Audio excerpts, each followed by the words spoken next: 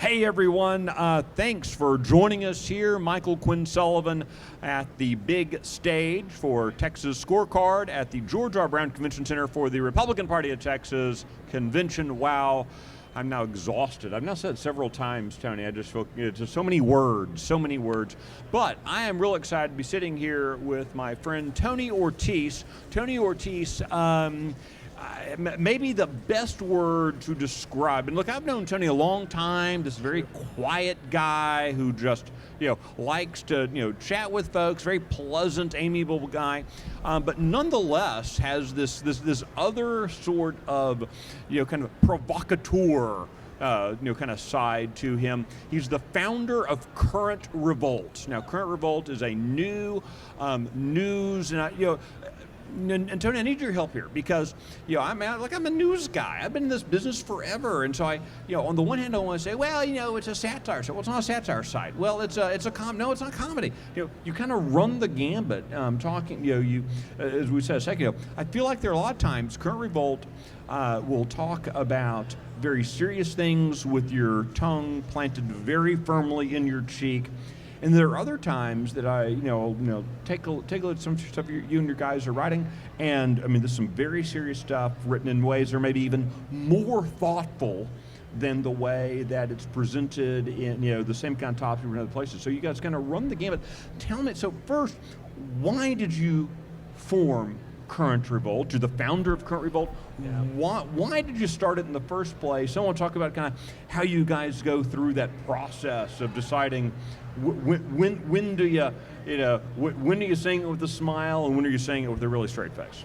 Yeah, so we started during COVID. We were really bored and also really, really angry. We were just sitting around. All good things happen when you're bored and angry. Yeah, we're sitting around, everything's closed down, and we were forced to wear masks. And we're just really upset, really bored. We had nothing to do, so we just wanted a place to write. And it's kind of skyrocketed since. So it's been a really good time. We like to describe ourselves as far-right extreme moderates. We take very extreme positions on things, but we have a good time. We talk about a lot of things and we say a lot of things that maybe other people aren't comfortable with saying out loud, or other people that aren't comfortable with having discussions about, and we'll say it. So we really have a good time, and I think people really enjoy our content.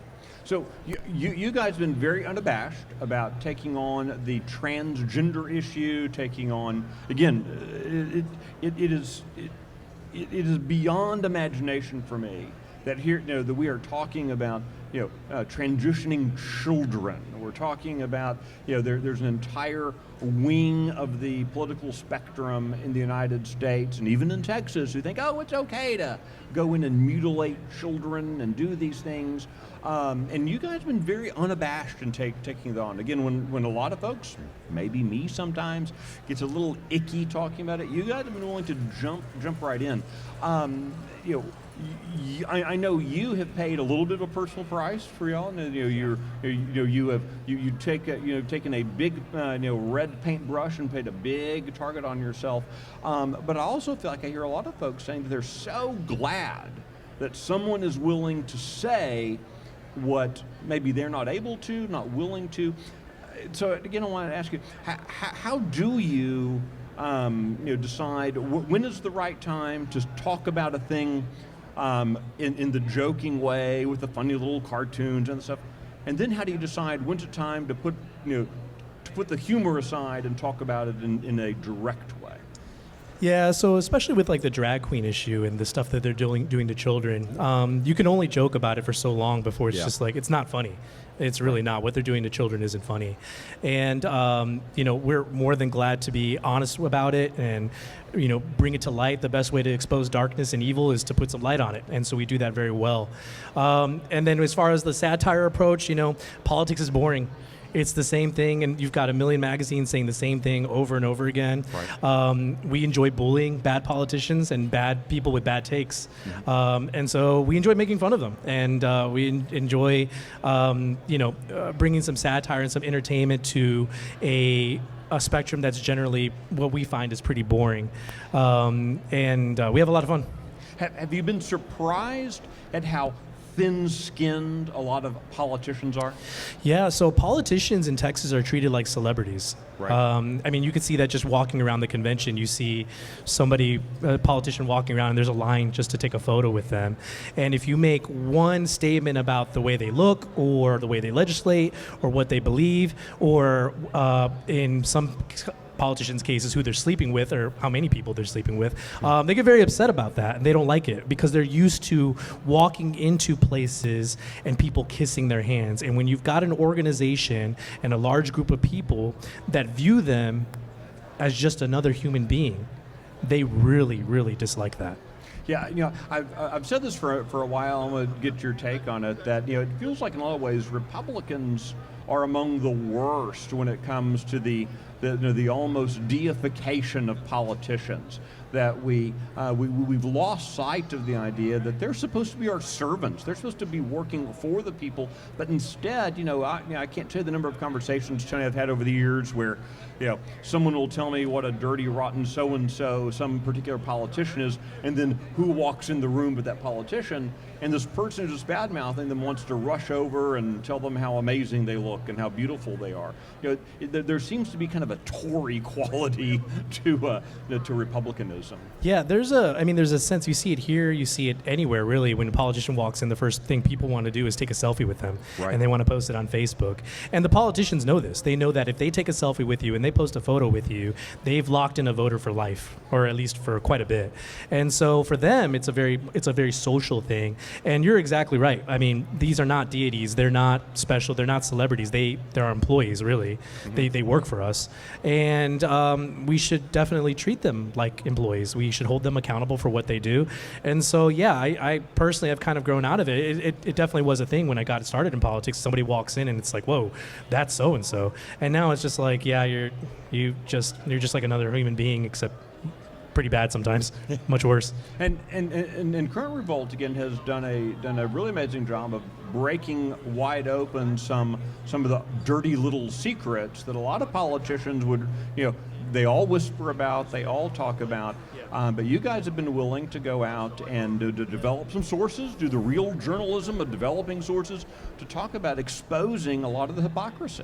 Yeah, so a really recent one is the Brad Namdar scandal. Brad Namdar was running in primary for, I think, CD32 against several other Republicans, and the Dallas Morning News came out with an article stating that they were informed that he cheated on his wife and hired an escort. And admittingly, I was a little upset and jealous because that's our wheelhouse. We expose affairs. We've exposed, I believe, 5 affairs in 2 years with major politicians. And so I was a little jealous. And I was upset that the Dallas Morning News, they accused Brad Namdar of cheating on his wife, but they never posted any evidence. They just said they saw something. I have a problem with that, actually. So it became my white whale. So for quite a long time, I was hunting for this supposed escort, much to the stress of my wife going online and Googling escorts every night. And it's for work, honey, I swear. Honey, it's for work. It's for work. Really, yeah. Trust me, yeah. And so I found her on Twitter, and we hopped in her DMs, and she wanted to meet. And so, no joke, it was a weekday night, 10 p.m., and I was like, she's like, I would provide you the video under some certain circumstances. I said, I want to see it. When do you want to meet? She said, right now. And it's 10 o'clock at night on like a weekday. And I'm like, honey, I got to go downtown to Dallas at a hotel to meet a escort to get a sex tape. Are you okay? She's like, well, take your gun. So, we grabbed that. And of course it was very real. Right. They were right. The Dallas Morning News was correct. And which is also painful to say. Yeah. And, I do appreciate some good reporting. And the original reporter on it did do a good job reporting. But I had a problem with no evidence. And so, we reported on it, and we were factual, and we did a lot more digging to really nail it down. And, he's a delegate. I don't believe he showed up, and he still insists that he wants to run for office. He's denied that it's not real and that it's fake news. It's very real. His wife admitted it was real. She said he has mental problems. I mean, it's a total joke. But, we expose these things because these guys are liars. Mm-hmm. He advertised himself as a strong conservative, and he was part of some nonprofit organization that helped women in sex trafficking. And here's this guy is involving himself in something related to sex trafficking. And Right.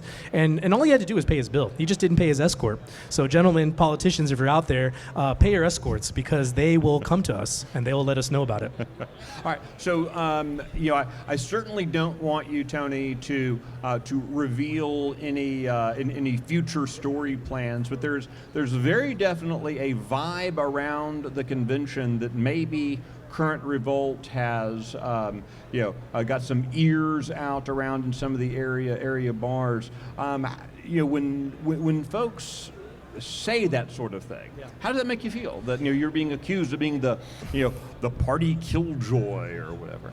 Yeah, we're actually the opposite. The party has a lot more fun with us. I guarantee it. Many people tell me this. But Quorum Report put out a thing today and they exposed us. We came out a week ago and we planted over 5,000 recording devices all across the city of Houston to expose politicians, and they scooped us. So I got to go collect those up later on. We've got terabytes of data to sort through. It's awful. So sorry. Thanks a lot, Scott. Appreciate it. All right. So kind of the last thing, how do folks follow you? How do they support you? If folks want to subscribe, support the work of Current Revolt, how do they do that? Yeah, biggest thing, if you've got tips, send us an email, send us a message. You can tweet at us, DM us. That's the biggest way you can support us, give us information. You can find us on Twitter, Instagram, and our website, just Current Revolt. You can subscribe to us if you like. It's free. If you like what we do, you can subscribe to us for $5 a month, and that's a huge help, believe it or not. So we would love that. Outstanding. Well, Tony Ortiz, I appreciate you being willing to be a little bit of a rabble-rouser, and most importantly, to help hold folks accountable. It's very important. Thank you. Thank you. All right, thanks for being with us. Hope you have a fantastic evening. Join us tomorrow. Got an amazing lineup of folks, including at 9:30, talking to Alex Stein. So that ought to be exciting. So look forward to catching you then. Bye-bye.